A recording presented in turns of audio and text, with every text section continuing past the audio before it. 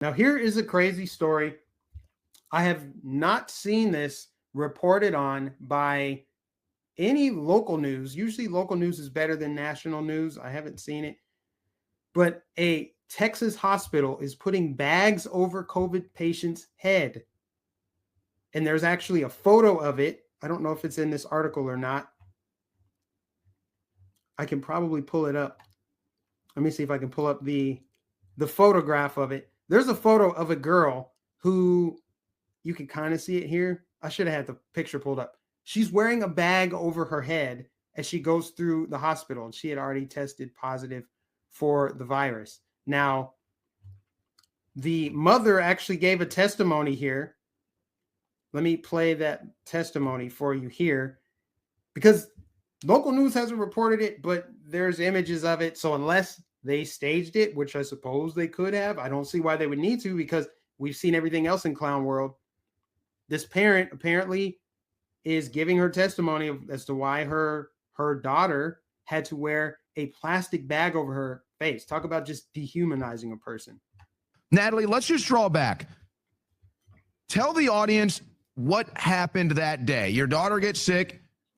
You take her to the hospital. She goes to the hospital for treatment. Just break down just how the day went. You go to the hospital, you're talking to doctors, and then you see your daughter with the bag over her head. Just try to relive that. I know it's traumatizing. I know it's emotional. We'll be patient here, but just try to explain to the audience what it was like that day. It was very hard. Her oxygen was already low. Her oxygen was in 85, 86 when we got there. They tested her for COVID. We already knew she was positive, and they still tested her again. And then they said that she needed to be on oxygen, so they put her on oxygen. And then they said they were going to keep her just to make sure she was okay, because she was low on oxygen. And then they came to transport us, and then she brought a bag, and I'm like, okay, what's that for? She says, we have to put it over her head. And I said, for what? She says, anytime we transport them through the halls where there's other patients, we have to put it over their head. I'm like, okay. So she had the mask on already and the bag. She kept saying she couldn't breathe, so she took off the mask. And they told her she had to put the mask back on. So she put the mask back on, and then they took us to the room, but the way to the room, she had to wear the bag. When she got in the room, she could take off the bag, but she had to keep it. So if she had to do any x-rays, CAT scans, she had to put the bag back on. Sick. These people are sick and wicked.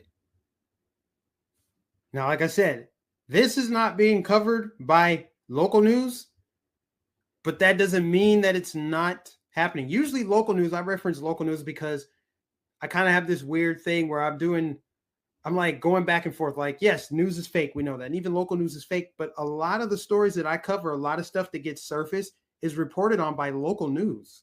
Local news will typically report on stories similar to this without a problem.